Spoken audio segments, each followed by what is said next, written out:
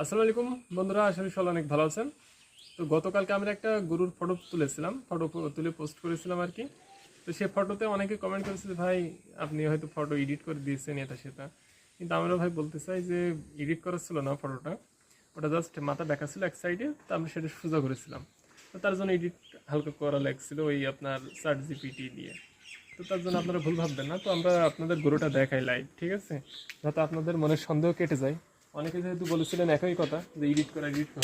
তো আমাদের গরুর আসলে ভাই সাইজ কেমন আপনারা দেখে বুঝে নিতে পারবেন। তো আপনারা দেখুন সুন্দর করে, আশা করা যায় আপনাদের মনের সন্দেহ কেটে যাবে গরুটার সাইজ কেমন। তো আমাদের কিন্তু আনুমানিক গরুর মাংস হবে কিন্তু মিনিমাম আপনার 6 মণ। তো সেই হিসেবে আপনারা বুঝে নিতে পারেন লাইভ ওয়েট কত হতে পারে। আর আমাদের প্রায় তো আরেকটু হলে তো আপনার প্রায় 5 ফিট উচ্চতা হয়ে যাবে। গরুটা অনেক দুষ্টু, কিন্তু যে পরিমাণ একদিন তো দুর্ঘটনা ঘটে গেছিল, আপনারা যারা আমাদের নিয়মিত দর্শক তারা কিন্তু জানেন যে এক ব্যাপারী দিয়ে আমরা ঘুরিয়ে এক সাইডে নিয়ে যাওয়ার চেষ্টা করছিলাম। তো সেই দিনই দুর্ঘটনা ঘটে যাচ্ছিল, একবার দেয়ালে ঠেসে ধরছিল এই গরুটা। তো তারপরে আমরা আবার নতুন মুখোশ করানোর চেষ্টা করলাম, সেদিনও অনেক ঝামেলার পরে ফাইনালি কিন্তু আমরা এটা করাতে সক্ষম হয়েছিলাম আর কি। তো তারপর থেকে এখন নড়াচড়া আছে কম করছে আগের তুলনায়। তো বন্ধুরা এর পেছন দিয়ে যদি আমরা হেঁটে যাই তখনও কিন্তু রিস্ক থাকে, কেননা লাথি মারে আবার, এত ভয়ঙ্কর গরু আমাদের। যাই হোক, তো আপনাদের ভাবছি যে আজকে আবারও একটা জিনিস দেখাবো, সেটা আপনারা আসতে থাকুন, আশা করি আপনাদের পছন্দ হবে।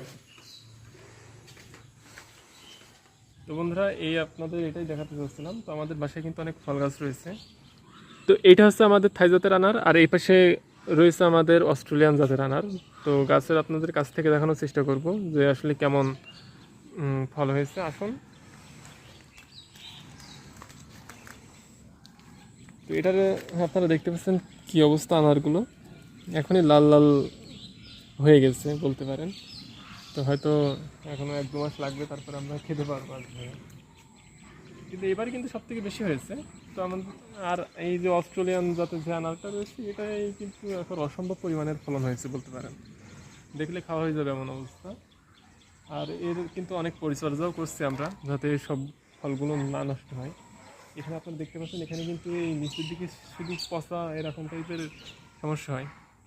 তো সেই সব থেকে বাঁচানোর জন্য আমরা কিন্তু নিয়মিত স্প্রে করছি 15 দিন কিংবা 1 সপ্তাহ পর পর, যাতে ফলগুলো নষ্ট না হয়। যেহেতু এগুলো যদি সবগুলো ধরে যায়, তো কিন্তু এখানে অনেক টাকার আনার গাছ এর ফল রয়েছে, কিন্তু সেই জন্য এগুলো রাখার চেষ্টা করবো। তো বন্ধুরা আজকের মতো এখানেই শেষ করছি, আবারও দেখা হবে কালকে নতুন একটি ভিডিওর সাথে। সকলে ভালো থাকবেন। আসসালামু আলাইকুম রহমতুল্লাহ।